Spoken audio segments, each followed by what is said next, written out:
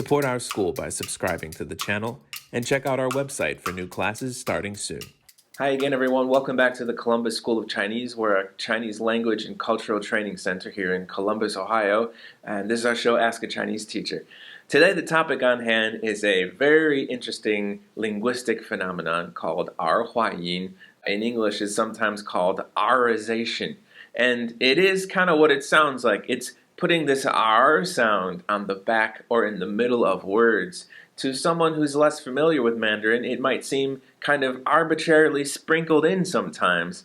So I want to give everyone a heads up that you're going to run into this phenomenon, especially with people from certain areas of China, and it'll hopefully help you avoid a lot of that confusion you might come across. So first of all, what is Erhua? Erhua is this tendency to put a R sound either on the back or sometimes kind of mid-word. So you can take a word like 一点, a little bit, and turn it into 一点儿.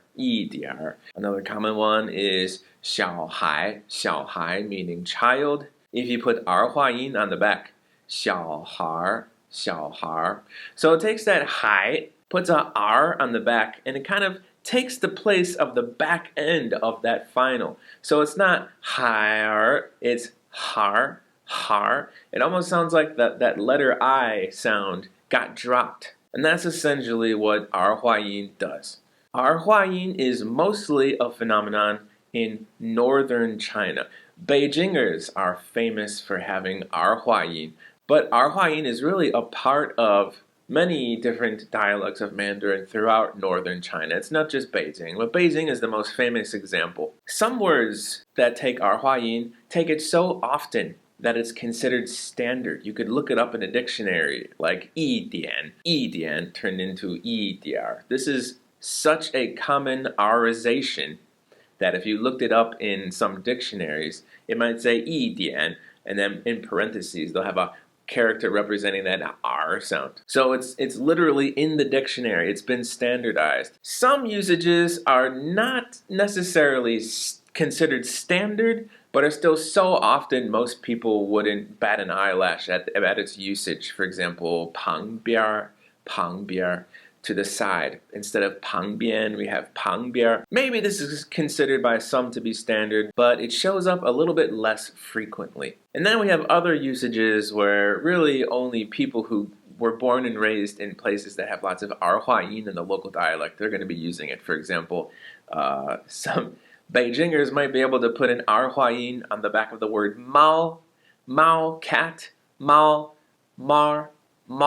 It's really difficult for me to say because I don't have a lot of experience trying to use it. And then even lower frequency Erhua words aren't even considered Mandarin. There's lots of Beijing words that are considered Beijing dialect, Beijinghua, that take Erhua. There's all kinds of Erhua in a Beijing local dialect. And there is something called Beijing dialect. There's a difference between Beijinghua and Putonghua, between Beijing dialect and Mandarin. So that's what Erhua is. Now, where does it go?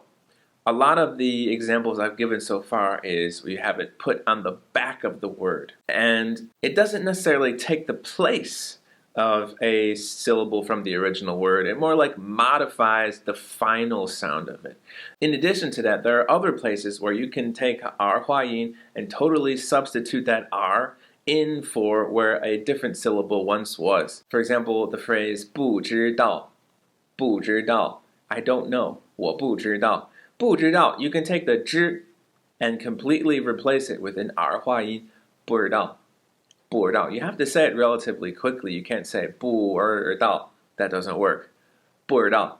This is a way you might hear someone from northern China say the phrase 不知道. Another example of this is the word 明儿. If you're from Beijing, you might say 明儿 instead of 明天, the word tomorrow. So we've replaced that 天 with an Erhua totally. 明儿. Again, these are things that a Beijinger or someone from like Tianjin or other parts of northern China might say the word. This is how they might say it. Now, even if you're a northerner and you're used to putting Erhua into your words and phrases all the time, you might choose to put more in at certain times than at other times. You might lay back on the Erhua at some other times. What determines those kind of choices? Well, Erhua is more informal. So if you're hanging out with your close friends or family, you're more likely to use Erhua as opposed to a more formal situation. So as a situation becomes more and more formal, you're probably going to hear Erhua less and less. You're also more likely to hear Erhua where someone's particularly excited, or Erhua is notoriously known as coming out a lot when you're very unhappy, when you're yelling at somebody, when you get into a yelling match on the street with someone, Erhua is going to be flying. Situations where you just want to cast all formalities to the side. That's where Erhua really comes out. Alright, so now finally, when should you use it? When should you, the learner, use Erhua? Number one, it's 100% okay to use Erhua in those certain words where it's considered super standard. So for those words and phrases where you could look them up in the dictionary and there's an Erhua option there for you, it's officially considered a standard thing to say. You don't have to think twice about using Erhua for those words like 一点 or 小孩. There may be other situations, especially if you're living in Beijing, you're interacting with people there, you're going to hear it a lot. You may end up finding yourself using it more often than if you were studying somewhere else. And I think it's fine to use Erhua in words that you're 100% sure you're hearing native speakers use it that way all the time. Only use it when you're very comfortable using it, when it feels like it makes it easier for you to say. To me, 小孩 is very easy to say because I've heard it and I've used it so many times in the past.